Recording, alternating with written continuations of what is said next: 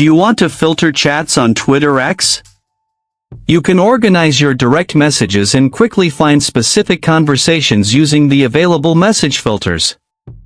Before we begin, please like this video and subscribe to our channel.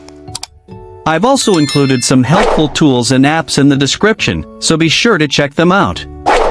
To filter chats on your X account. First, open the X app on your mobile device.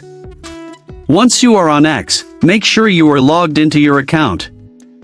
Then tap on the messages icon at the bottom of the screen.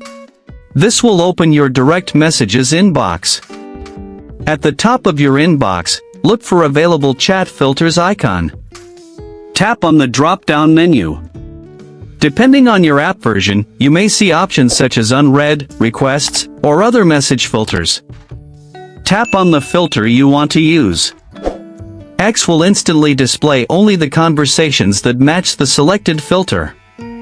This makes it easier to find unread messages, message requests, or other important chats. You can switch between filters at any time to view different types of conversations.